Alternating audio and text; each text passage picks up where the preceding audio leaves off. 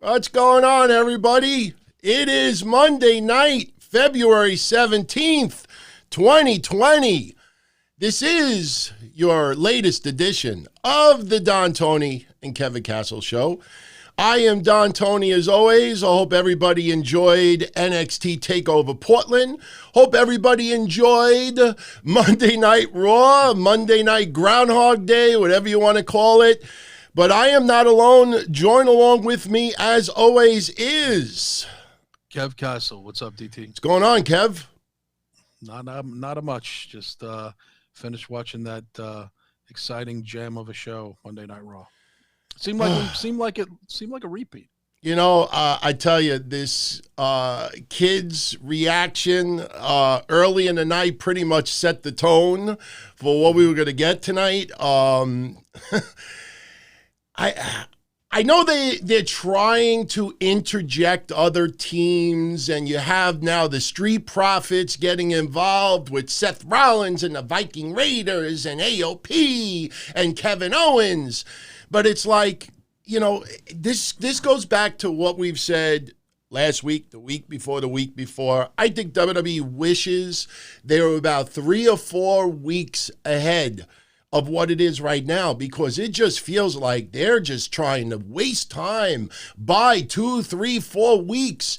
You know, what's going to be next week? The AOP versus the Street Profits, or maybe we'll have Buddy Murphy get involved with it as well.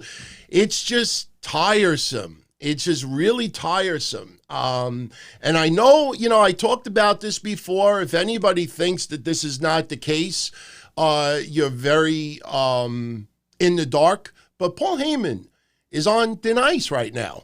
WWE is not happy of the ratings, of the feedback, the stock market.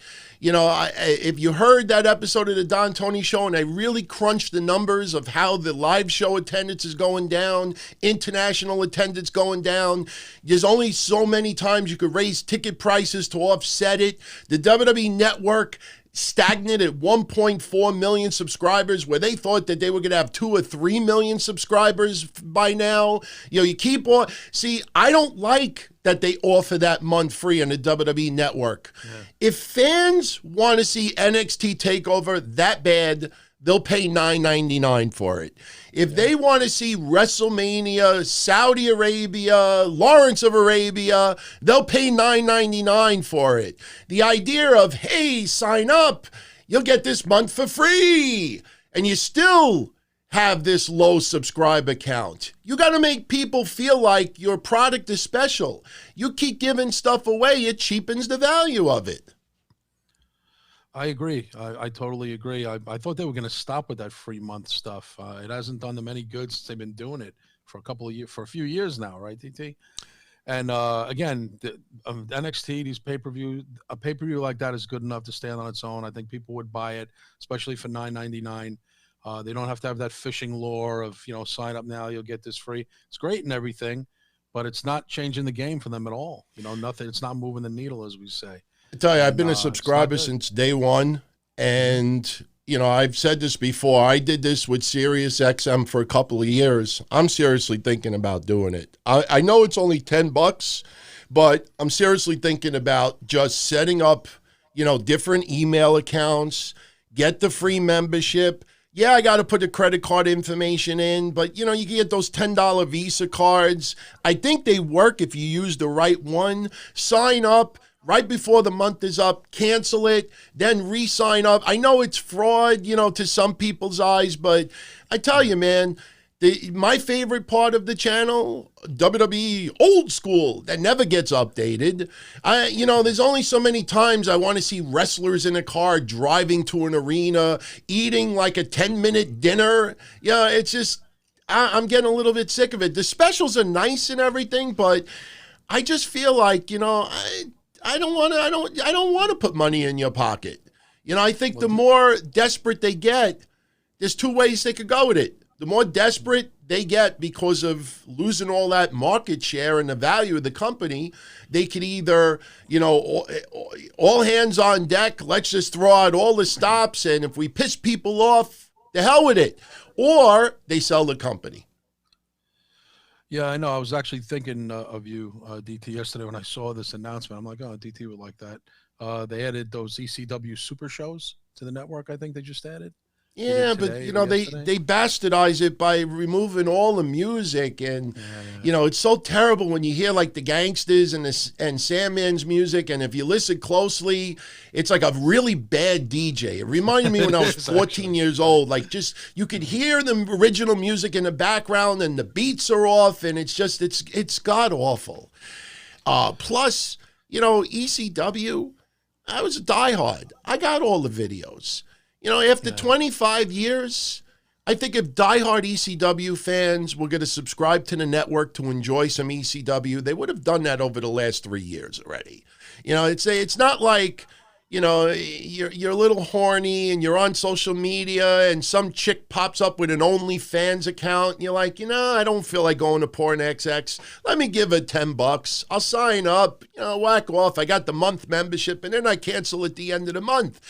If fans really wanted to tune into this stuff, adding a couple of super shows is going to do guts, in my opinion.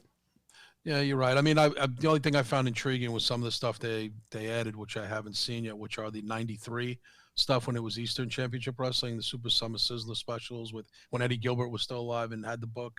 Remember? So I found that to be interesting. Ultra Clash 93. I never saw the whole card. So that kind of stuff does appeal to me as an old school fan. But you're right. The music is out of whack and it's not the same. It does take a lot of luster off of it. And who owned the trademark for Eastern Championship Wrestling? Don Tony. Yeah. Actually owned it for a little while. Go to the trademark office. Think we're joking right now, but that's actually true. Yeah, it's really true. I owned Eastern Championship Wrestling for a little while. I should have never gave up that trade. Think about it. I should have never gotten scared by Todd Gordon and his attorney. I should have kept that trademark. And maybe now, after 14 years of owning it, 15 years of owning it, I would have WWE contacting me. And I'm being serious right now. I think WWE would have been contacting me like, hey, we want to put these super shows on the network, but you own the trademark for Eastern Championship Wrestling. And I would have been like, all right, give me a free lifetime subscription to the WWE Network. I think that's a pretty even deal. It's kind of like Kramer. Remember Kramer and Seinfeld when he had that lawyer? The guy, Johnny Cochran guy. Yeah, he was trying to play Johnny Cochran, and I don't know what he settled for, but he basically agreed to like a year's worth of something. He's like, I'll take it. WWE would have offered me a little something. I would have said, yeah, no problem. Oh, when he spilled he burned himself with the coffee and offered him a lifetime cafe latte. Yeah. That's right. He got like a month's worth of cafe or something. Didn't you more give it up just like to be cool about it because you were a fan? You don't want you weren't afraid of legal action? No, this is the very quick story of it. And I know some of you know the story already, but since, especially shout out to all my YouTubers out there and a lot of people who are new to the show finding it from YouTube for the first time. Amazing. I've been around in the 23rd year and people still didn't even know about me. But this is the short story of it. Very short story. When WWE was going to do ECW One Night Stand, they were going to do Hardcore Homecoming. Jeremy Borash was involved with it, Shane Douglas, and a couple other people.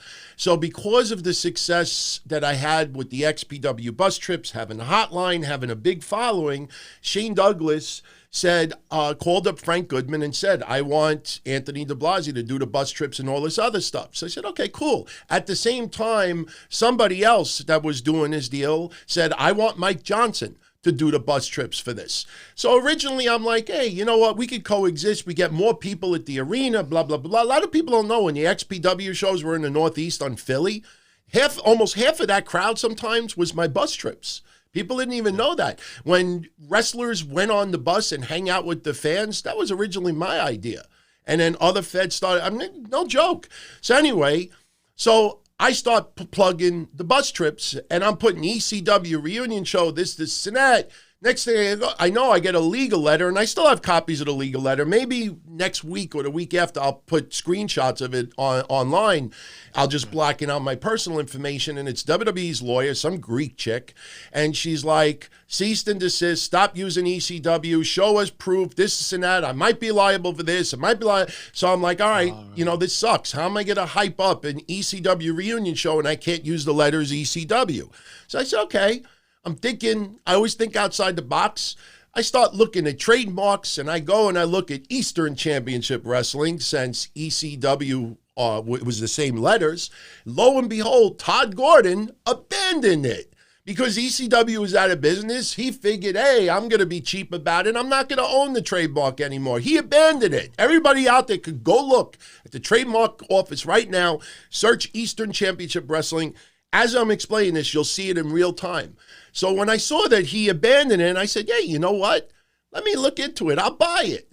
This way, if I own the trademark, then I can use it as an ECW Eastern Championship Wrestling tribute. And this way, I can push my bus trips a little more. So I go ahead and I buy the trademark. I apply for it. I do everything I'm supposed to do. Trademark office, like 2 weeks later, boom. Don Tony owns Eastern Championship Wrestling. I'm all excited. I swear on a stack of Bibles, I send a copy of the confirmation to the Greek chick from WWE, Papalopoulos, whatever her name was. And she's like, hey, you know what? You could use it. Got to give it to you. And I bragged on my hotline, and I bragged online, and anybody that thinks I'm full of it, go to Wayback Machine, type in wrestling-news.com, go back to Hardcore Homecoming, and you'll see everything in real time. So I'm plugging it. I'm plugging the bus trips. Next thing I know, Mike Johnson on his pwspyware.com, that prick, say it, I could get away with that. He starts saying, this is the only bus trip that's official for Hardcore Homecoming, meaning his. So now people are coming up to me and they're like, hey, what's going on? Is your bus trip legit? What's going on? I'm like, yeah, it's legit. And they're showing me this thing and I'm like, what's the wrong with this troll? I mean, he's got to take credit for everything. So at the same time that's happening, now think about it, I get a legal letter and then I have Mike Johnson saying that my bus trips are BS. And then Todd Gordon has his Jewish lawyer calling my office, asking for me, and he says, if you don't abandon that ECW trademark right now, we're going to sue you. And I'm like, sue me for what? For what? He's the one that abandoned it. He's like, it doesn't matter. You better just abandon that trademark or else blah, blah, blah, blah, blah. And I'm like, look at this. All I want to do is get fans to go to the ECW arena, check out Hardcore Homecoming, have some fun. I got this person trying to sue me, this person trying to do this person with the bus trips. I basically said, fuck all of you. And I got rid of the trademark. I canceled my bus trips, and I didn't do anything with it. And that's why I gave up the trademark. And guess what? After I abandoned the trademark, you think Todd Gordon bought it back? No. I even said to his lawyer, I said, all I'm trying to do is get more people to his show. You would be able to use those letters. They didn't care. He didn't want some nobody that's not in the wrestling business, some Italian Guido from Howard Beach, Queens, in New York, going and buying ECW. Meanwhile, the son of a bitch had it abandoned. And again, if people think that I'm full of it, go on the trademark website, go on Wayback Machine, type in my website, and you'll see all the things I wrote back then. Little babies, all of them, little babies, hardcore babies. And I don't need that. And just to think that was like 14 years ago. Why do you think Todd abandoned it? Because he wasn't seeing the big picture in the future of what could be with it? No, I think because ECW was out of business. Nothing was going on with it. WWE, for the most part, ECW's value was extreme, Eastern. Like you think of ECW, you don't Eastern. No, it was extreme. Plus, Eastern Championship Wrestling was technically NWA Eastern Championship Wrestling. So extreme was where the money was. And WWE only pushed extreme. Everybody figured Eastern Championship Wrestling, it's not worth the hill of beans. And I thought, hey, all right, I'll buy it. And then I could use ECW. And I put in little parentheses, Eastern Championship Wrestling. And the trademark office approved it. Wow. That's the story. Speaking of extreme, Matt Hardy. Oh, yeah. He was pretty much, we thought he was going to be dead last week. He comes back today with the neck brace. He's got the concerto. Well, he's technically a concerto. On the ring steps, not once, but twice. Crowd. Crowd wanted more. This is the thing. I know Rebby Hardy, she still has me blocked on social media. I don't know why. I've been praising her for a couple of years, but she still has me blocked because I'm nobody, whatever. But a few people brought to my attention what she said. And she's like, is there something cold in the arena or what? Because of the crowd, wanting more. And for Rebby Hardy and for others out there that thought it was Bizarro Land, that why the crowd wanted to see more, it's simple. WWE's product is very, very stale, very, very bland. I mean, how many people blew their load online tonight because Shayna Baszler said the S word? She said shit. It brought me back memories when I was 9 years old in my mother's living room and Porky's was on TV. And, because I heard a curse word, oh my God, did I just hear what I thought I heard? You didn't hear that. Go in the other room. And meanwhile, I'd be in the other room peeking, looking at the shower scenes. It's just fans want more so badly, they'll take it any way possible. It doesn't matter who would have come out. Somebody gets chair bashed. Oh man, that's extreme. We want more of that. Give me more. Give me more. Give me more. So they weren't against Matt Hardy. They just wanted more violence. And they know at the end of the day, with the exception, of the Whataburger kid, everybody was concerned about this little kid today, all upset because of what Randy Orton did. Trust me, when his dad took him out for a burger and a shake after, the little Whataburger kid probably would have forgot all about what happened tonight. Some fans still believe, some of what they're watching, but a lot of fans know, Matt Hardy's going to go back home and, tease more, free to delete. And fans just want more violence. They want more suspension of disbelief of hard violence. They don't want PSA stuff. We'll get to Becky Lynch in a little bit, but I think that's the reason why the fans, it came off that they turned on Matt Hardy. I don't think they turned on Matt Hardy. Matt Hardy's a victim of circumstance, and that is the current WWE product. What do you think, DT? Is he a goner or is he coming back? You think he's going to re-sign? It seems like everybody always ends up re-signing. Think Matt's going to re-sign? The thing is that Matt Hardy doesn't have many years left in his career. And Matt Hardy is one of those that really wants to still have an in-ring career. I don't think he's ready to be a producer in the back. Matt Hardy saved his money. He is pretty, look, you never have enough money, but he's got a nice nest egg, and he could always go back to WWE a couple of years from now and be a producer. So they have not agreed to a contract, and I think it's more, I know for a lot of us it sounds a little ridiculous, but I think it's more than just the money aspect of it. I think he just wants to have a little bit more of an in-ring career. That's his life. That's what he's been doing his entire life. So last week, I even said last week on this show, I said, they did that in case Matt Hardy doesn't come to an agreement. But they trust Matt Hardy. And they brought him back out there. And now this kind of writes him off for a little while. So even if they do bring him back, they really had I hate to say it like this, but I don't think WWE had any need for Matt Hardy at this particular moment leading up to WrestleMania. Maybe we'll have Jeff Hardy come out next, and confront Randy Orton for what he did to his brother. That buys 2 or 3 more weeks. Then we're at the Elimination Chamber, and then that Edge will probably come back then, and then we're only a couple of weeks away to WrestleMania. So even if Matt Hardy re-signs, they can wait until WrestleMania time, and then he comes back to television. Yeah, he basically filled the void and did a good job, and Randy is so good at being this prick. And talk about stretching things out. Boy, he was like, he's up the ramp, then he's back, then it looks like it's over, and he circles back again, pulls him out of the ring. I mean, it was quite a spectacle. And Randy is plays the hard-heeled prick better than anybody. I mean, Randy is a born-bred heel, in my opinion. I don't think he should be a babyface anymore. He's awesome.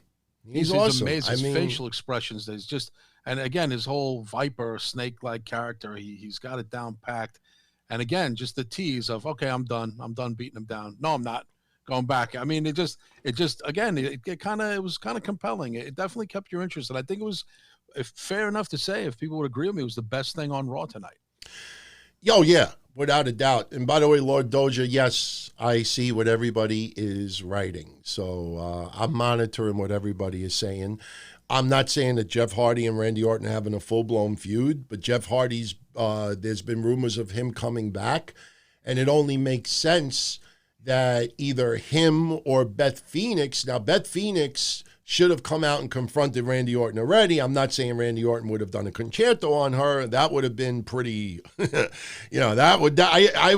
like saying the S word 50 times over. But, that ship seemed to have sailed, so she hasn't come out already. She ain't going to come out.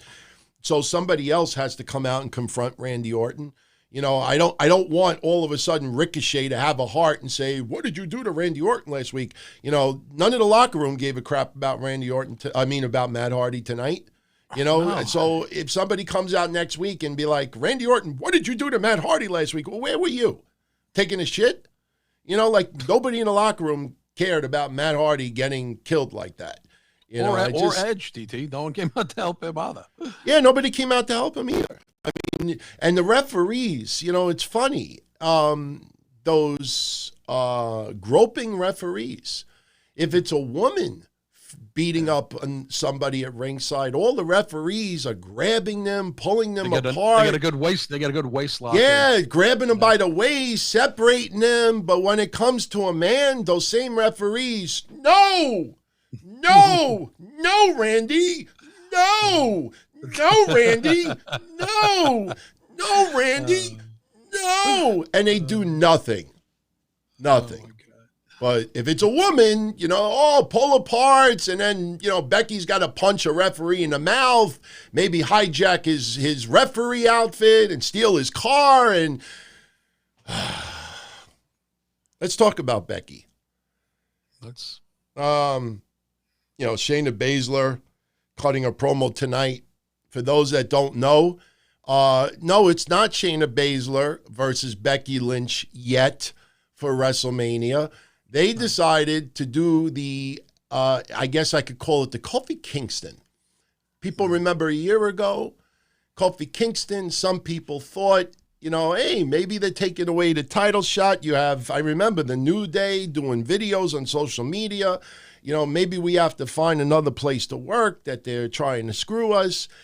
And God bless so many people online that actually thought that was real, and thinking that WWE are racist and they're not going to give it. And what I say? They're taking a scenic route. Kofi's getting his title shot. Kofi's getting his win. They're just taking a scenic route. This is what they're doing with Elimination Chamber. Shayna Baszler versus Becky Lynch. We had to have such an early announcement with Charlotte and Rhea Ripley, that they had to do it even a week before Bianca Belair has her match at NXT TakeOver. They had to rush it so fast. But Becky and Shayna Baszler official, we don't have to worry about that until March. We don't have to worry about that until Elimination Chamber is over. Blah, blah, blah, blah, blah. So they're doing a scenic route. Shayna Baszler has got to beat the Riot Squad, Asuka and Natty. And then she officially takes on Becky Lynch at WrestleMania. That Elimination Chamber, other than seeing Asuka and Shayna Baszler maybe going at it a little bit, that is just like, come on, man. I mean, anybody that thinks Shayna Baszler is not winning that Elimination Chamber, has to be on some strong narcotics, Yeah, neither cut a good promo tonight. I wasn't happy with. Of course, Shayna had the buzzword shit in her promo. Listen, it's not shocking there. Someone say shit hasn't been said a while. I think Corey Graves was the last one to slip that by. But again, I think Becky's time is up as the top girl, and I'm thinking when she does go against Shayna, crowd's going to be cheering for Shayna and booing Becky. That's just I my don't opinion. think so at all. It's my opinion. I don't think Becky. No. Becky's certainly not the face of the company. That's laughable. Brock Lesnar is the face of the company. I don't think Brock Lesnar is the face of the company in WWE's view because of his presence and his stature and his credibility and everything else. But Becky Lynch is top 2 or top 3 of the most popular talents in WWE. There is no way that crowd is going to turn on Becky Lynch and start cheering Shayna Baszler. Shayna Baszler, just exudes heel. You know what I mean? There is nothing about Shayna Baszler that comes off as babyface to me. Not babyface, DT, but would you say Shayna Baszler has a cool factor about her because she is a tough chick in real life? There's a lot of cool people that I boo. No, but for the fans, like the fans, will the fans I'm a fan. see They're fans too. It's not. But Shayna's more authentic than Becky because Becky's tough act is fake.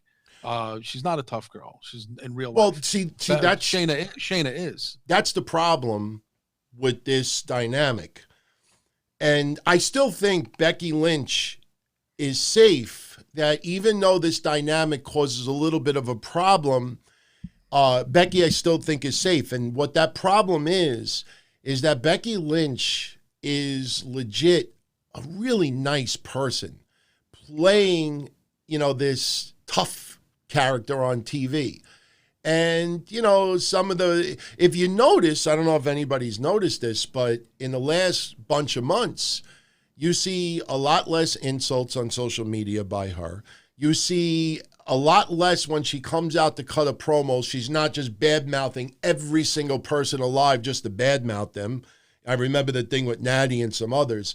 They've kind of tweaked it a little bit. The problem is that Shayna Baszler is a legit badass. So when you have someone trying to be a badass and you have someone who is a badass and playing a badass, it kind of puts Becky Lynch a little bit of a deer in headlights. Case in point, when Shayna Baszler said, "I'm going to kick the shit out of you," and Shayna Baszler's on the Titantron. She's on the big screen, and Becky Lynch, her response was, "Well, I'll be rooting for you at the Elimination Chamber." When she said that, she wasn't even looking at the Titantron, looking at Shayna Baszler in the eye. Becky Lynch decided to look at the hard camera and say that, which was like, if you're really pissed off at someone, you tell them to, especially if you're standing up to a tough son of a bee, you're looking at them right in the eye and you're saying that. And she turned around and she went on the Titantron. But I still believe there is no way that crowd turns on Becky Lynch. Not now, not at WrestleMania. No, I mean, listen, years ago, I didn't think the crowd would turn on Bret Hart, and they did, Yeah, but that was a progression.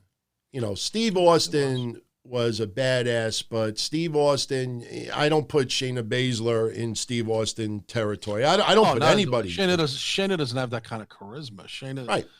Shayna barely got by with her own promo tonight. Adding shit to her promo was what made it memorable. If she didn't say that word, DT, quite honestly, it would have been forgettable. I don't know if it made it memorable. I think it just made it feel more realistic.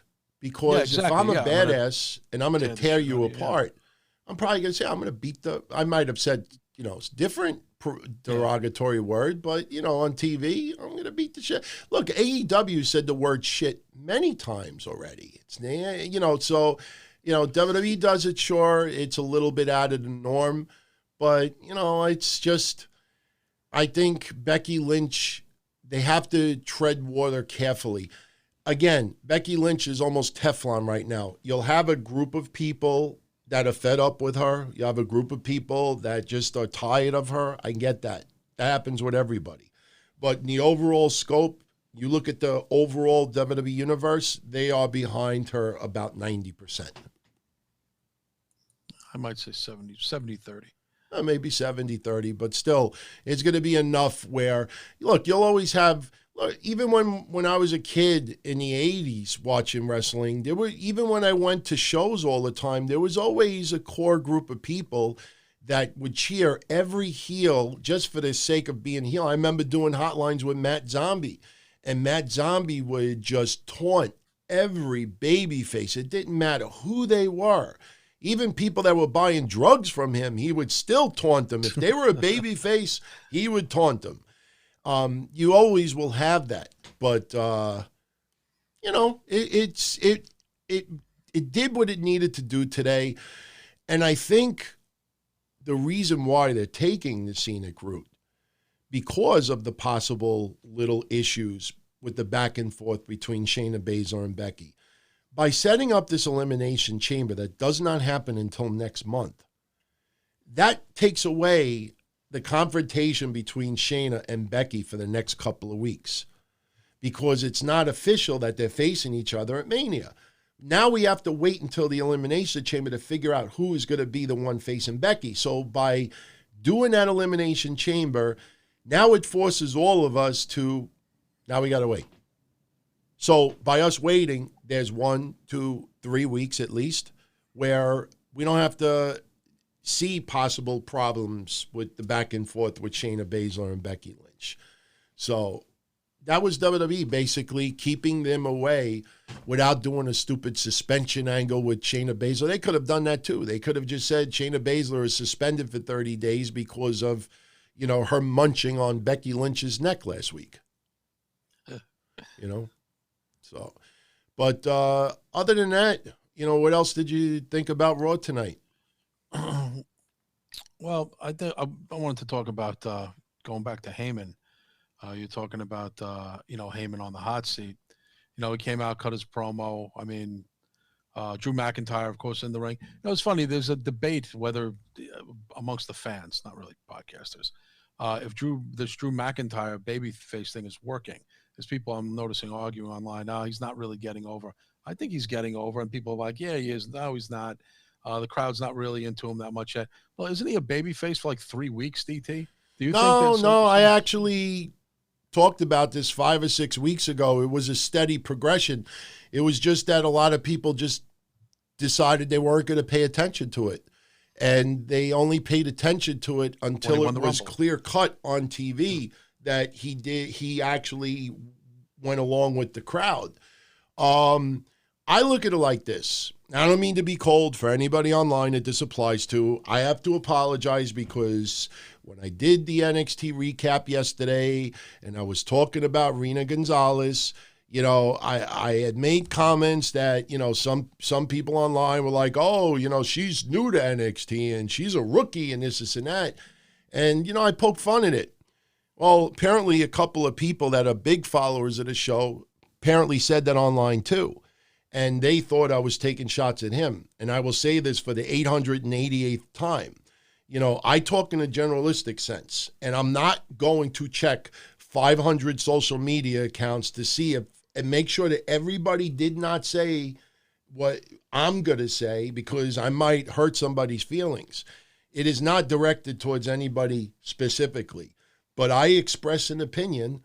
And unfortunately for a lot of people out there that thought Rena Gonzalez was brand new to NXT, I hate to break it to you, but she's been there for 3+ years, and she's had over 130 matches in NXT. Then I got a kick out of the comebacks today. Well, it was mostly off TV, and yeah, it was the Mae Young Classic and maybe a couple of TV episodes, but it was mostly off TV. Well, then that would be pretty hilarious to see podcasts or websites covering promotions like MLW or Ring of Honor or other feds when they can't get them on TV because their cable provider doesn't show it, or maybe a fed doesn't have TV. Why would anybody cover New Japan in the United States now? There's no TV. So don't give me this no TV stuff. If you are covering a particular product, you don't just watch TV and react to what you see on TV. You're supposed to research. You're supposed to see everything that's going on a daily basis. So, you know, I got to preface this once in a while and give almost like a public service announcement or a reminder to everybody that, you know, when I make comments and I throw opinions out there that might hurt some people's feelings, you know, I can't monitor what every single person. That's why I have almost everybody muted. I don't want to know what other people say because then I got to say to myself, oh, you know, I don't know if I could say this because I know so-and-so said this. Well, fans have a habit of also saying like, oh, you know, Tony said that already. JD said that already. Mitch said that. Kevin Well, said that. But we don't know. And not for nothing, we might be thinking the same thing because we do the same thing. Sometimes we agree, sometimes we don't. But it's right. You don't go and check every other podcast or fans update. I don't see a lot of things. A lot of things get past me, to be honest with you. But this is what it has to do with Drew McIntyre. Right. All right. When I see, just random people who are saying, oh, Drew McIntyre's not really over. When I hear that crowd reaction and the Claymore countdown and I hear them popping and it's overwhelmingly over for Drew McIntyre, whoever those people are that are writing on online, you know what I do? I ignore them. Because if the crowd is popping big time, like yesterday, I saw tons of people crapping on Finn Balor versus Johnny Gargano where the match wasn't even a third into the match. And I'm like, it's got to build up a story. It's got to tell a story. And then towards the end of the match, people are still crapping on it. But meanwhile, I'm watching on TV, and that Portland crowd was awesome yesterday. And they're chanting, this is awesome, and this and that. And they were really into it. And I'm saying to myself, all right, well, my eyes deceiving me and my ears deceiving me. If a majority, that's why I stick up for AEW more than others. Because you and me and some others deep down inside might be like, wow, some of this stuff in AEW is just really just whack. If their audience loves it, enjoys it overall, and you have to understand that. You can't turn around and because 80 or 90% of the AEW fans are all going googly-eyed over Cody, you can't turn around and say, oh, he's not over. He's not good. He's not this. Why is he in this position? When the guy has got that kind of reaction from the AEW fans, as much as you may not agree with it or may not like it, or you might feel like, what do these people see? At the end of the day, those people who are paying the money, going to the shows, they're the ones that decide, not us behind a keyboard, not us behind a microphone. We could express our opinions. But with Drew McIntyre, when I see the crowd, listen to when they do the countdown. Yeah, it's a little goofy, but the crowd, they're interactive. And that's something I said 5 or 6 weeks ago. The more Drew McIntyre interacts with the crowd, the easier it'll be to get over.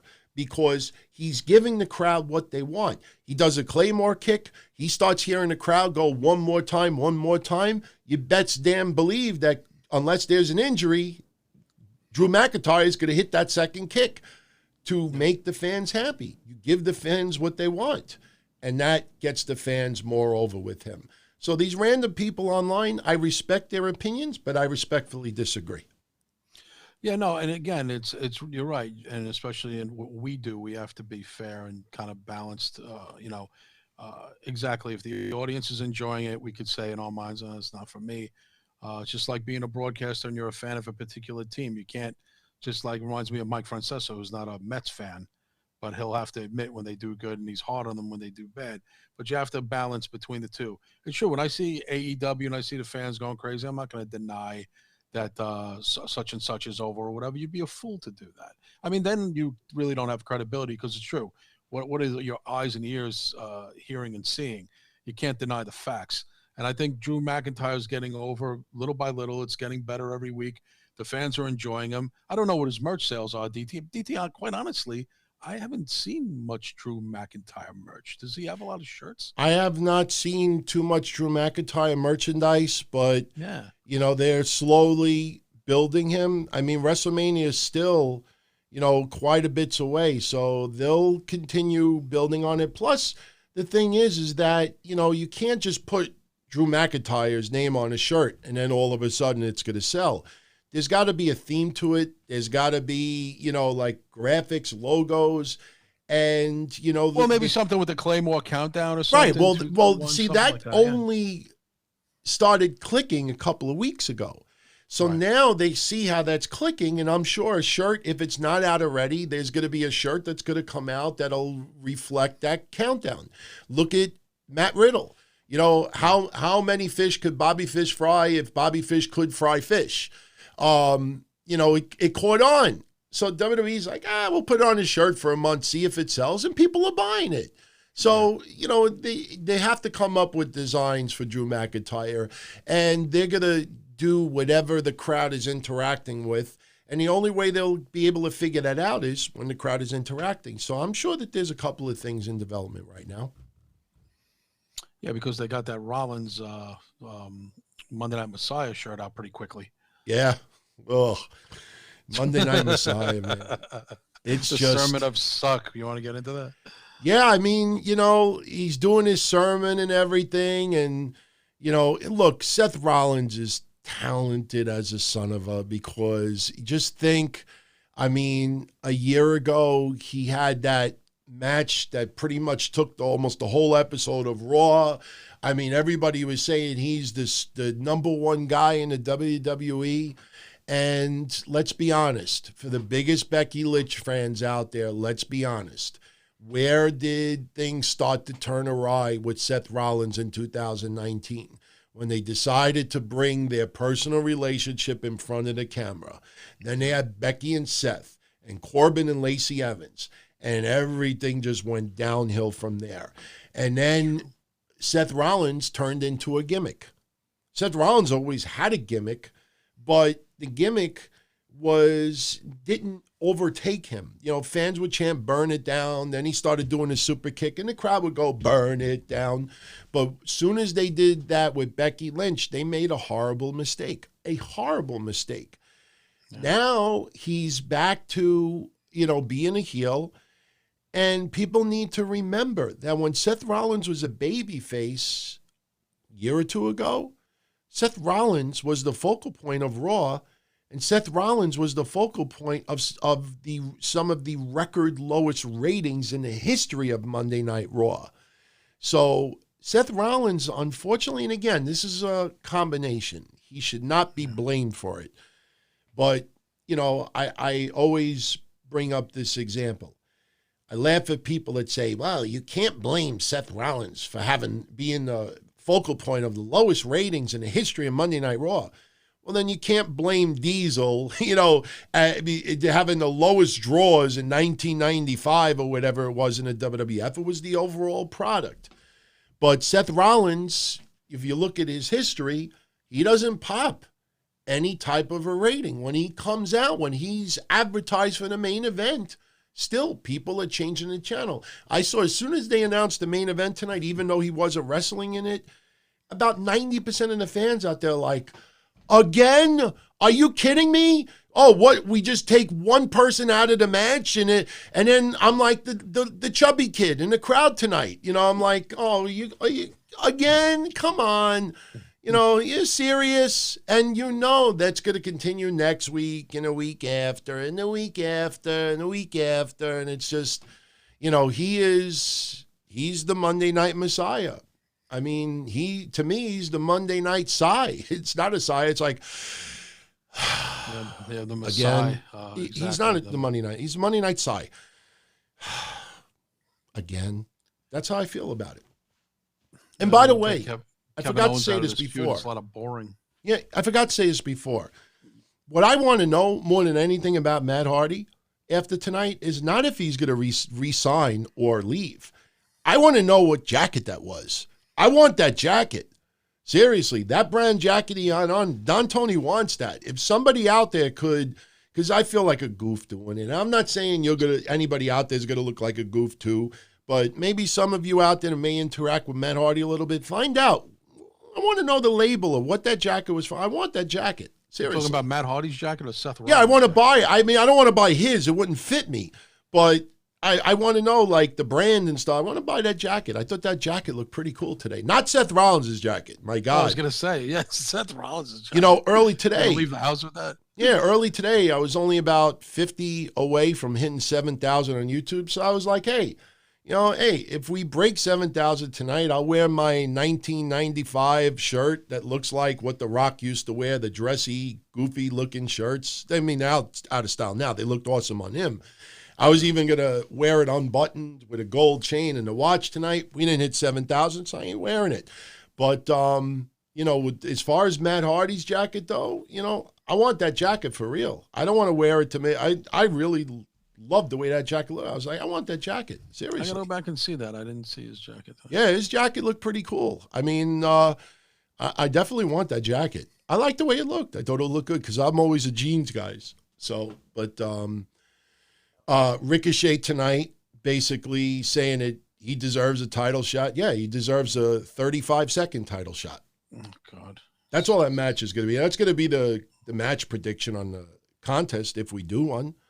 I want to see how long it takes for Lesnar to beat Ricochet. Yeah, it's going to be like 40 seconds. If anybody thinks this is going to be like a Daniel Bryan, Brock Lesnar match or the Finn Balor, Brock Lesnar match, this is like the 37-second match. That is going to be in and out. It's just nothing against Ricochet. But when I hear the crowd saying if Brock Lesnar could get past Ricochet, I mean, I'm like, seriously? Come on, man.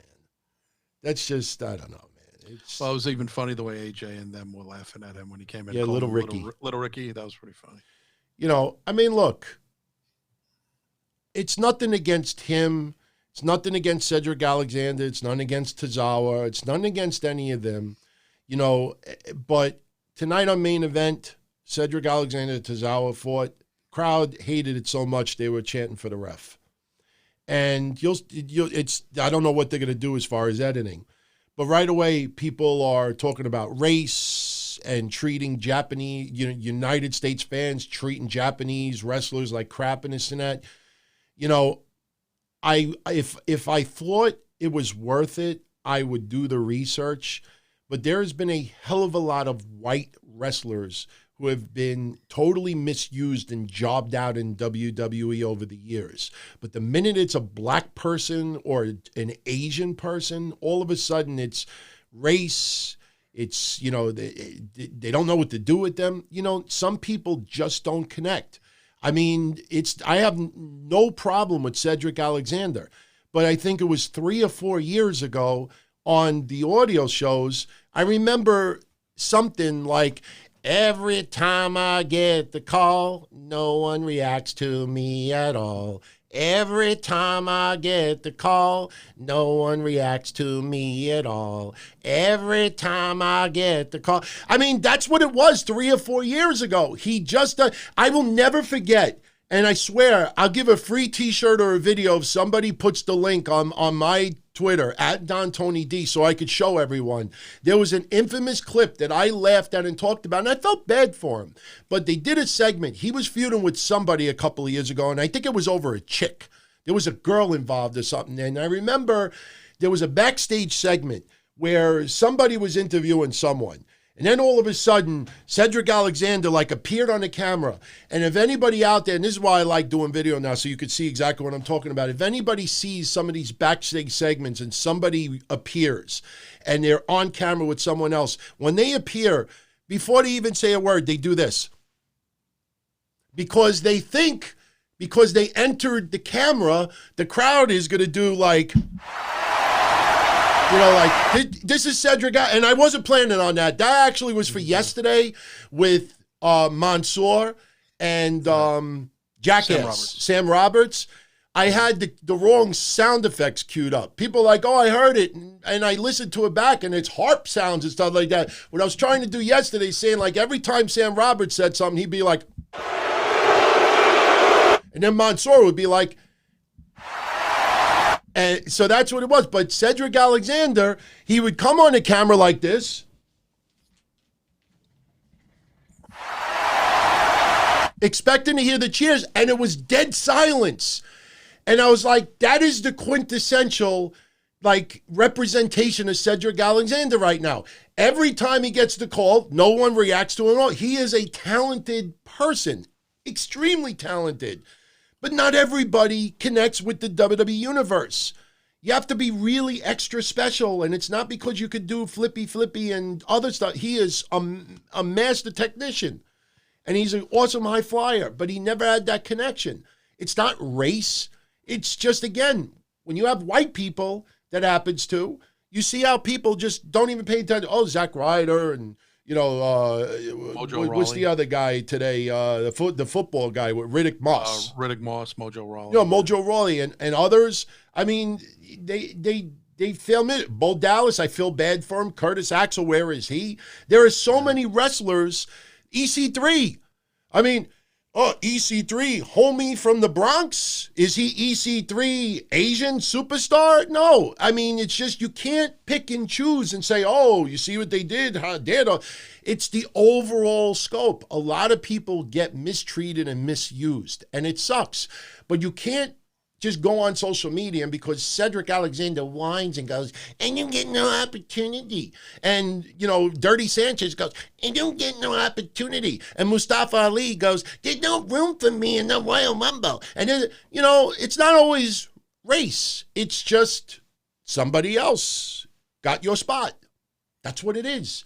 As much of a family WWE is, at the end of the day, everybody is fighting to get their spot. You could be the nicest person around. That person next to you that is smiling at you, they're trying to get your job. So when there's 40 people in the Royal Rumble or 30 people and you ain't one of them, it ain't because you're Asian or Japanese or Greek or Italian or white or straight or gay or bi or, an animal, whatever that bestiality. It's because somebody got your spot. Be mad at that person and got your spot. Don't be mad at other people. Don't whine on social media. It's my time. Dana Brooke, it's my time. Flex. That's what it is. Anyway, I want to shout out our new and returning patrons, Jell, Brian Wright, Shane Canning, Nathan P., and Neff. And for those that are not on Patreon yet, patreon.com/Don Tony. We pretty much got everything organized now. You sign up as little as $5, or if you get lucky and you get one of the sample ones for $2, because that's limited to 50, and you still get everything. Basically, you get 8 Patreon exclusive shows a month. You also get ad-free episodes of this, ad-free of Wednesday Night Dynamite, ad-free of Don Tony Show. You also get video ad-free stuff. We have Patreon pay-per-view predictions contest and, a lot of little bonus things along the way.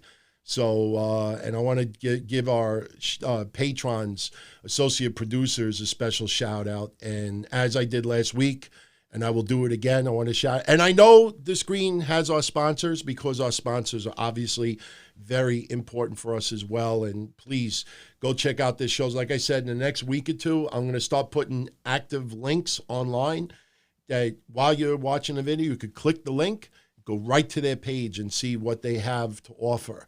But our associate producers, Tigzy Bowers, Brandon Foley, the black sheep of the Don Tony family. And by the way, everyone, we are going to talk about the Bellas and the Hall of Fame, and we're going to talk about a few other important things. We still got another 23 minutes, plenty of time. Joseph Morrison, Chris Henry, Naeem Khalifa, ChatSiteForums.com, Sharon Pierce, Julius Tillery, Aaron from Anaheim, Seth Washington, the Metaphor Isaac Fox, Whisperer Rob, G Unit J Gambino, Garcia Kane, CM Black Pixels, Jacob Eston, Stell, Derek Brewer, Johnny Stewart, Johnny Marin, Michael Westfall, Chuck Lentz, Tony, Chris Harris, John Krauser, Roger Rubio, Fatty316, Don Tony's political advisor, D-Boy Gentleman, Ernesto Defensa, and Timothy Keel. We'll do some more shout-outs later. For those online, tomorrow, Tuesday, February 18th, well, it really is February 18th now, at 7:15 p.m. Eastern, I will be on a podcast called Beltamania. Instead of Hulkamania or Blazomania, Beltamania, BELTAMANIA.com. Take you right to the YouTube channel. We're going to have a podcast. Carmine Sabia is going to be on, and we're going to be talking a lot of wrestling stuff. It's going to be awesome. It is video. So check it out tomorrow, 7:15 p.m. Since I brought it up, you want to talk about it? Hall of Fame rumors? Yeah, the Bellas and Juice and Thunder Liger. I think it's not solidified. They didn't announce it officially yet, not tonight on WWE. Matter of fact, they're a little behind in this Hall of Fame. We're already in mid-February and still just NWO and Batista. Not much else is known. I'm thinking it's true. The Bellas are celebrities, and they're going to get in. Again, this is the same argument with Tori Wilson. The Hall of Fame is what it is. if they're going by, making some sort of impact, whether it's a celebrity impact outside of the business, it's not ring prowess. It's nothing like that. If that was the case, there'd be a lot different Hall of Fame. Nikolai Volkov wouldn't be in it. The Bellas are celebrities, like it or not. They're successful entrepreneurs outside the business. Total Divas was a success at one point. Even though the ratings have gone down, it's on fucking 7-8 seasons. Total Bellas, the whole thing. Yes, the dating John Cena helped Nikki Bella. Of course it did. Brie Bella marrying Daniel Bryan, who was an upcoming top guy at that point. Yes. But they made their own bones. I have to give those girls credit. They have a big, successful clothing line. The Birdie B stuff.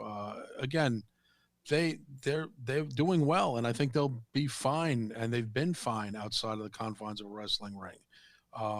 But what do you think about the rumors of them going in? Yeah, I think, again, wrestling skills, Brie Bella is the shits, quite honestly. Nikki Bella got a lot better over the years. She made a conscious effort to get better, and she did. Multiple injuries, out a series of times with injuries, the concussion thing, the neck thing. But she did okay her last couple of years. Brie just never got better. It's weird that, she's married to Daniel Bryan. You would have thought, she would have had some, Daniel would have taught her a few things, but Nikki was the better of the two.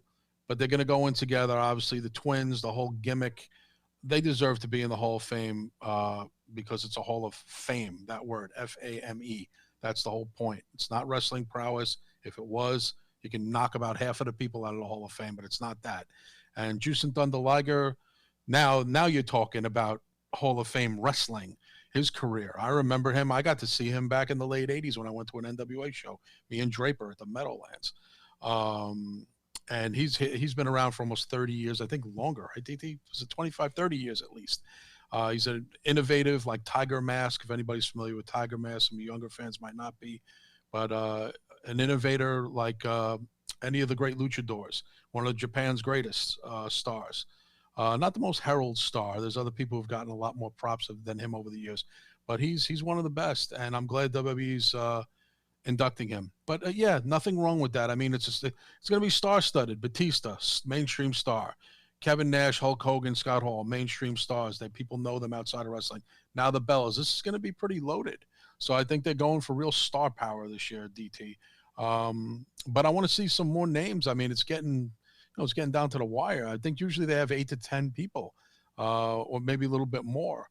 But I'm not hating the Bellas going in. I mean, again, it's not about in-ring stuff. It's about, other stuff. And just like with Tori Wilson, there's rhyme and reason why they put these people in. Now everyone's like, well, then anybody can get in. Well, not necessarily. There's certain people. I don't think you'll see Brooklyn Brawler in anytime soon, or certain other people. But again, I'm not the biggest Bella fan, but I understand why they're going in. Well, as far as Jushin Thunder Liger goes, I don't remember him being in the NWA in the 80s. I remember in WCW. I'm not saying he wasn't, but I remember in WCW in the late 90s, and he was fascinating to watch. Yeah, he came in WCW when it went from NWA to WCW in 1991. I think was his first appearance there. Really? I don't remember. I honestly don't remember. They had some tag tournaments. If you go back. Yeah, I think. I remember they had those internationals. But I'm not disputing it. What I'm saying is that I didn't really start to notice Jushin Thunder Liger until around 93, 94. Because that's when you know him from the magazines, though, DT. You got the magazines in the 80s. Yeah, but even with the magazines really didn't focus. The American magazines didn't focus too much on Japanese wrestling. You would have Muda, and you'd have a couple of things, Inoki and others. But once Rey Mysterio, around 93-ish, around there, once Mysterio, and we started getting that Lucha Libre influence, and when Worlds Collide, then they started showing a little bit more about Japan and Great Sasuke and Jushin Thunder Liger and Muda and others. That's when it exploded for me. And, he was phenomenal, and he had an awesome wrestling career, no doubt about it. I'm a little surprised that out of all of the Japanese wrestlers, and honestly, I'm not trying to be a jerk right now. I think if he did not make that appearance recently, didn't he show up in NXT for one appearance or something. I think if that didn't happen, I don't think he would have gone in the Hall of Fame this year. Because there's been a lot of other Japanese wrestlers that should have been in the WWE Hall of Fame many, many years ago that they've overlooked. Even the Bellas. You know, I start thinking of people like Miss Elizabeth and others, and it's like, you know, come on, man. I mean, you're not going to put these other people, but you're going to rush to put them in. I mean, the Bellas are still young. What is the rush to put them in at this precise moment? Why? Because they're both pregnant at the same time, and they're both this, and because he's married to Daniel Bryan. So all I'm saying is that I'm a little surprised. I know Jushin Thunder Liger just retired, but he just retired. You know what I mean? It's like, I don't know what the rush was for him. There's a lot of other Japanese wrestlers I would put in before Jushin Thunder Liger, even though he is awesome. Well, you know what, DT, you know, not to interrupt, you know what his connection to is he was trained by in Stu Hart's Stampede. Yeah, he had a big lineage in Stampede from 87, 89. There's a lot of other wrestlers. That's how him and Pillman, by the way, that's how him and Pillman knew each other and had such a good chemistry in the early 90s in WCW. Him and Pillman actually knew each other well before that. But there's a lot of other wrestlers that came from Stu's Dungeon that wrestle in Japan that are not in the Hall of Fame either. Again, I think it's just because he just retired and because he made that appearance that they're going to put him in. And I also think with the rumors of NXT Japan coming around, they want to put a little more Japanese, footprint in the WWE Hall of Fame. And look, they've inducted others, but as far as the Bellas go, I think some people may find this surprising coming out of my mouth. Yes, I agree. There are several other women that should be in the Hall of Fame before them.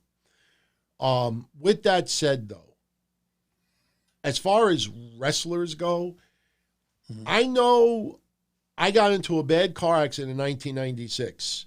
And yes, I took some pretty stiff chair shots that gave me concussions where I threw up, multiple times overnight for days. So, but I don't think my brain is that rattled enough that somehow my memories of the last 15 years have distorted me. And I know the Bells weren't in there 15 years. My point is that, when the Bellas talk about that they were the instrumental for the women's revolution, I want to throw up because they were not instrumental for the women's revolution.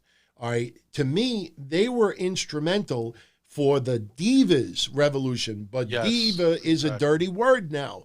Without the Bellas, there'd be no total Divas for the last 5, 6, 7, 8 years. Maybe it would have lasted a year or two, but the Bellas are the reason why that show is still around. The Bellas are the reason why Total Bellas is around. The Bellas are responsible for women to be in the entertainment cable world like E! And the reality TV and stuff like that. So if anything, I would have put the Bellas in the Hall of Fame next year when they're in Hollywood because they are more Hollywood reality stars than they are women wrestlers.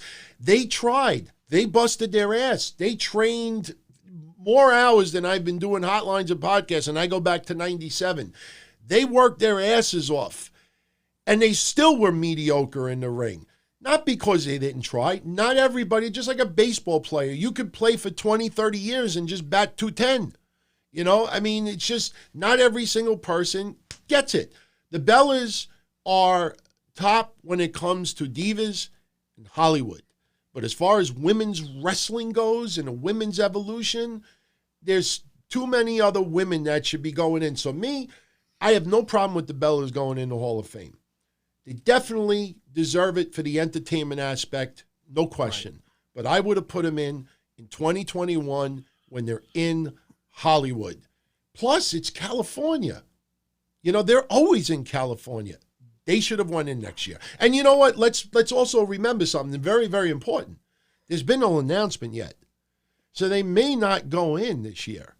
So, there's a lot of rumors, and it could very well end up being. But maybe they do it next year. And you know what? I think it would be better next year because they would have already given birth to child, multiple children.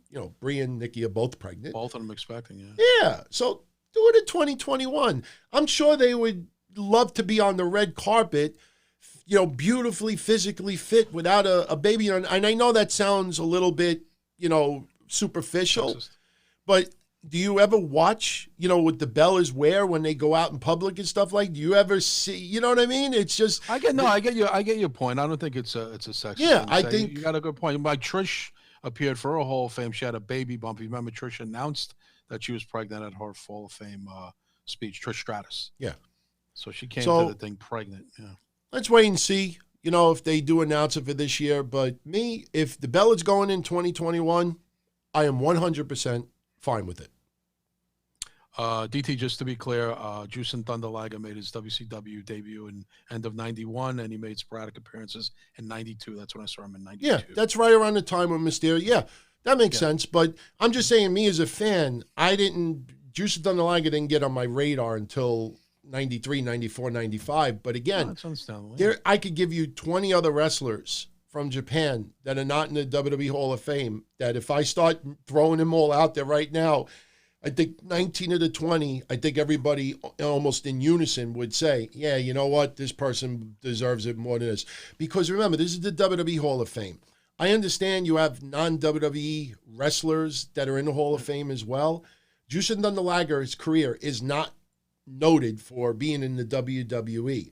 So there are many other Japanese wrestlers I would have put in before Jushin Thunder Liger, but I have no problem if he goes in. None whatsoever.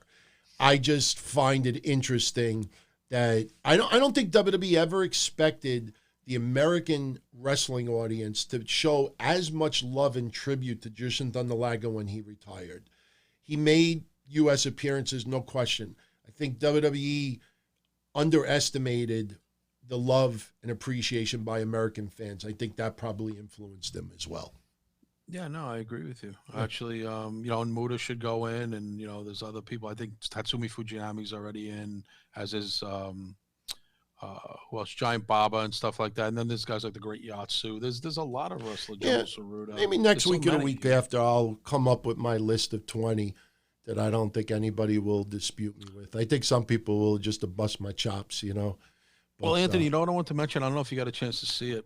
It was really good. Rock had it on his Instagram. Yeah, him visiting his daughter at the. You saw it? Yeah, he showed up at the school and was in the ring with a couple of wrestlers at the Performance Center, including his daughter, and very, very classy from the Rock. Very classy. Yeah, it's cool to see Perazzo and what's his name, Paul Ellering's daughter, Rachel. Seeing him, looking at him. Yeah. He's got Elvis. Elvis was in the ring. Because talk about the guy's larger than life. And you just see the star power just drips off of him when he's in there. And it was cool to see all the people around him, and he gave them their time. Then he came back into the Q&A with them. Anybody didn't see it, it's on Instagram now. You can check it out. It's about 7-8 minutes long, like DT. I got a kick out of seeing Norman Smiley too. Yeah, Norman Smiley was there. Yeah, it was cool. And, Road Dogg and everybody. Yeah. I still remember the podcast I did with him and the Mass Maniac, and him with that time with the Buff Bagwell story. Oh my God! Oh, that's right. Yeah. I don't even want to get into it now because we don't have too much time left. But very quickly this Friday on SmackDown, we'll find out who is going to be facing Bayley in Saudi Arabia. It's either going to be Naomi, Carmella, or a three-way, obviously. We'll get into the card next Monday because Saudi Arabia show is not until next Thursday, so we definitely have plenty of time to talk about it. Mm-hmm. I'm trying to think. It's not that big of a deal, but just to give a little update for everybody.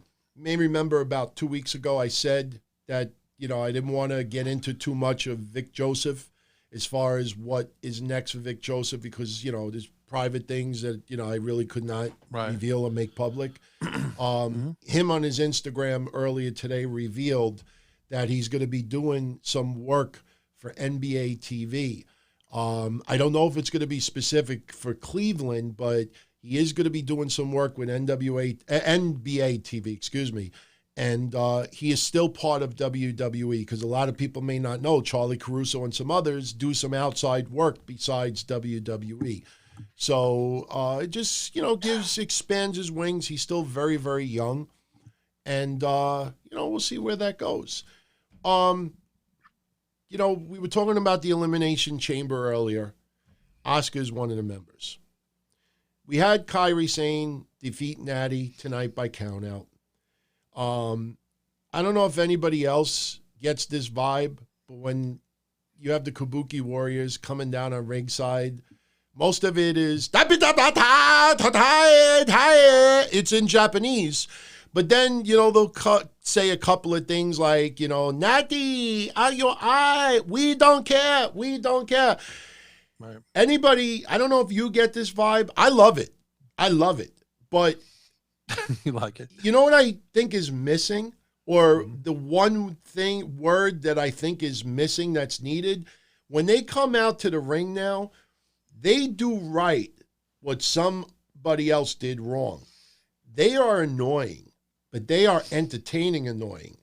And when they do their shtick, when they come out, the only word I think that they're missing at the end, they should be doing their thing and then go, it's almost like a Japanese version of the Iconics. But half the stuff they're saying, you don't know what the hell they're saying. Right? Aren't they're doing like a little bit iconic? So maybe a little bit, maybe their version of that. But let me ask you this. Why do you think WWE is not having the Kabuki Warriors like defending these titles and having feuds with tag teams right now? Because there isn't any. I mean, what women tag team are there besides makeshift tag teams that they could put together, and they haven't even really attempted to do that. I mean, where are the Iconics? Supposedly they're refining them or giving them a new gimmick. I mean, that's not been proven yet. That's just rumor mill. But there's no one for them to wrestle, DT, especially on Raw. I mean, I couldn't name a female tag team, even a makeshift. Well, even SmackDown too, because they're also SmackDown tag champs. Yeah. It just. No, I got you. I'm just saying there. Right now Mandy's in a program with Otis, and Sonya and her aren't really teaming up that much, other than doing the vignettes in the back and little promos here and there. Like they're in skits more than they are in the ring right now. So there's really, I mean, they should put a team together for them to face. Whether the Iconics come back as baby faces and a new gimmick. That's probably the only thing they can do at this point, unless they bring some girls in from NXT and have a team up. But those tag belts, I think, are kind of almost like a waste, DT. I'll be honest with you. Yeah. I mean, again, you're going to have to slop together some team to face, and they got 2 months to do it. They better get them on TV now to get people used to them. Or they're just going to put, I mean, listen, it worked for Riddle and Pete Dunne. You could put together two odd birds together and it can click and work. Maybe it can happen for the ladies too. Two girls who aren't doing anything. What about Dana Brooke and somebody else? Dana Brooke and insert NXT girl here. I don't know. Just put two people together. But these girls are just carrying gold around. I guess it gives them legitimacy, DT. But, they're being used as solos right now because there's probably nothing else for them to do. Well, first off, I apparently triggered some Iconics fans out there. I'm not saying that they're mimicking the Iconics. What they are doing is they are taunting their opponents. They are being very, very loud, very, very animated. They are screaming and laughing, and they are doing what the Iconics used to do. The difference is this seems very entertaining, and the Iconics were just annoying. And not only that, they sucked in the ring with all due respect. Kairi Sane and Asuka are two of the top female talents that WWE has to offer. So when you could taunt and you could scream and this and that, but you could still kick ass in the ring and be entertaining with your power set and your move set, it kind of puts everything together, But getting back to what you were saying, the problem I have with makeshift tag teams is because I'm trying to think of a woman in WWE's main roster right now that is extremely charismatic, that, has that connection and is very, very smooth on the mic, and not a lot of names come to mind. So that's a problem right there. You had some tag teams, but unfortunately they focus so much on singles that you see WrestleMania, they have 3 women's matches that are going to be the focal point. Again, the rumors of Bayley, Sasha Banks, Becky, Shayna Baszler, and Charlotte, Rhea Ripley. So when you realize that, and this is WWE's fault, and this is something I've been saying for 2 or 3 years now, the women's division has been the 4 horsewomen and everybody else. All right, the Kabuki Warriors, they got the belts on them because they are the most talented. And the problem is, and I think another reason why they're not feuding with anybody right now, is because their talent level is all the way up here, and everybody else, other than the Four Horsewomen and others that are in feuds right now, their overall package is down here. So what are you going to do? You're going to have Dana Brooke and Lacey Evans challenge the Kabuki Warriors? You know, I mean, like, you just think about it, and it's like, okay, how do we get this together? Especially that the Kabuki Warriors don't speak English. People are writing me left and right here and messaging me. Yes, Alexa Bliss and Nikki Cross. Yes, that they can put them together. Yeah, okay. Alexa Bliss. I'm just saying people are hitting me up with that left and right. All right. But Alexa Bliss sucks as a baby face. People, I mean, it doesn't work. And Nikki Cross, they are an established tag team, but I mean, my God, does anybody forget 2-3 weeks ago, as recent as that Alexa Bliss, although improved, she is not good in the ring. She's a gymnast. She's trying, and she's got many years to still ace it, but you're going to put Alexa Bliss. I mean, I remember Alexa Bliss in a match not too long ago that involved a contendership, and people were like, why is she in this match? She is one of the top women stars for the WWE, but as far as match goes, I mean, come on, it was only not too long ago that she fought with the Kabuki Warriors, and the Kabuki Warriors are fighting in slow motion because they got to go down to the level of Alexa Bliss. You need women that could be on the level or close to Asuka and Kairi Sane. You can't have Kairi Sane and Asuka go 10 steps below just so Dana Brooke or Alexa Bliss, come on. When you see Asuka standing there and she's waiting for Alexa Bliss to do flippy, backflip, knee, and this and that, it just doesn't look good. So just because you have a tag team that is together doesn't mean that they're a good opponent for the Kabuki Warriors. And the sad part about it is it would not surprise me if Nikki Cross and Alexa Bliss end up being the women that defeat the Kabuki Warriors for those belts. Well, yeah, and also it's weird to say all this and us criticize Alexa Bliss because she is a multiple-time women's champion as a solo act and actually had some decent showings in the Elimination Chamber about 2 years ago. And she, is one of the bigger stars, more notable names in the company, one of the most popular, biggest merch seller for the young girls. So again, it's weird to say that she doesn't deserve to be in the ring with the Kabuki. And I know what you're saying, DT, but she is a multiple-time solo champion. Yeah, you know what I mean, but her matches. I mean, come on. She fought Nia Jax. I'd like to see Nia Jax and Tamina. Tamina come back. Yeah, I'd like to see them two take on the Kabuki Warriors. She should be back soon. I think. Nia, right? Yep. And Nia looks good.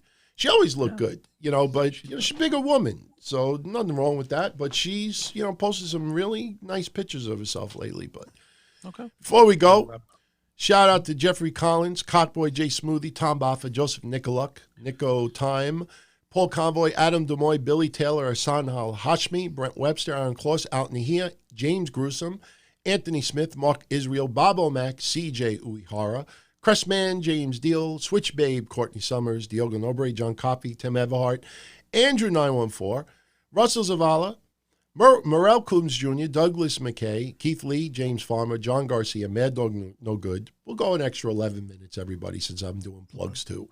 Larry Trailer, Tommy Pekeshi, Chris Lumna, Rich Mahar, Julian LeBlanc, Spider Lewin, Carl Buto, a.k.a. Cheese and Rice, Rob McKay, Brian Burnham, and Michael Cuomo. They are our associate producers on Patreon. Once again, patreon.com/Don Tony. If you sign up, you'll be in just in time for your solo show tomorrow, Castle Chronicles. Right. This weekend, I'll be back with Mish to do the next episode of Breakfast Soup. Wednesday will be Wednesday Night Dynamite. Friday will be the Don Tony Show on YouTube, and we'll go from there. So, trying to think what else we could get into. Did you hear? I really. Well, Shelton Benjamin re-signed with the company. Yeah, that's good. He is a great team player. If anybody watches Main Event tonight, I think who did he team up with? He lost, believe it or not. Oh, he teamed up with Eric Young, and they lost to Zack Ryder and Kurt Hawkins on Main Event this week. Geez. So he signed a contract, and then he lost to Ryder and Hawkins. Yep. I think it's a 3-year deal. So Yeah, that's good. He you know, his in-ring career, even though he's in unbelievable shape, it's obviously winding down, but that guy is going to be a perfect trainer for. oh yeah, Yeah. he's awesome. And also an update on, because people were wondering what happened to her. Tainara Conti walked out about a week ago or 2 weeks ago from NXT. Now she was at the latest NXT Outside event this past Saturday night at the Fence Center in Fort Pierce, Florida. She was in a tag match, so clearly she's back with them. I don't know if it's in the good graces, but she supposedly came back though to NXT this weekend. DT. Well, on Wednesday, when everybody was reporting it, I had said on Wednesday Night Dynamite that, some of the information I got was conflicting and I wasn't going to give anybody an update until this week. She is back and she's wearing a shirt that says released on it, and she had a pair of handcuffs in one of her hands. So she's playing up to what was going on online, which is pretty funny. But there might be some, like DT, there's some truth to it. There is. I'll get into it more on Wednesday, but I like her. I think she's got a lot of spunk. She's legitimate judo black belt. She's not bad. I think there's people who are a little sketchy on her, but I don't know. Maybe this is something that could get her some attention. Well, she's a little frustrated right now, and it's like I said, there's more to it. But something else I'm going to get into on Wednesday is an update on Teddy Hart. Pretty much everything I said last Wednesday was 100% correct. He is still in prison. That was something that nobody else was reporting because they didn't have it. Not only that, when I broke down the details of what he could have had in his possession, it ended up pretty much being exactly what I said it was. Some people, they think they just do a simple Google search and think they got the answers, but they don't break it down. I got into scientific numbers and how many this and how much ounces of this, but I will say this for now. He has a court date on Tuesday. That court date, even though Maria Manick said trial and people wanted to play semantics and say, no, it's not a trial, people know what she was talking about. He's got a bail hearing on Tuesday, and they're going to determine if he could be released on bail.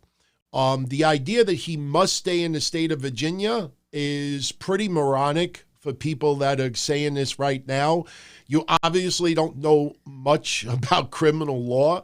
Leaving the country and going to Canada, if you're going to go over state lines, you have to get permission. But for people out there to speculate that she has to find an apartment so he could live in Virginia until his court case is over, please share with me whatever you're smoking. They may force him for house arrest, but the idea that he can't leave the state of Virginia, it's just people don't have a clue out there. Well, DT, it depends on what the judge, right? But conditions. He's not. There's no felonies involved. It's okay. There's no felonies. Yeah, he just expected to come back to court. Where he lives is up to him. No. It's not. He's still in jail. But he's not released. Oh, they haven't released him. No, he's still in jail. But on Wednesday, by Wednesday, we'll have the bail hearing, and I should have an update, even if it's not publicized, because I have some connections. I do have some connections. Everybody, 20-something years, I have a little bit, not too much, but I have some. So I should have a pretty concrete update, even though I think TMZ will be all over it on Tuesday because, look, TMZ was all over the story with Adam Bomb, and if you look at it, it's really pretty much not much of anything. So other than that, I think the only other thing that I guess we could leave everybody on kind of a sour note, did you know that Tito Ortiz may be training at the Performance Center? Yes, I just heard about that today, as a matter of fact. But he is 45 years old and has some severe back issues, so I don't know. He's a name. WWE wants some MMA guys, well-known MMA guys, to have a match with Brock Lesnar or somebody. They just keep forcing this issue. This guy, right in the midst of all that controversy with Bully Ray at that time with us, he's the one with the August 1st warning.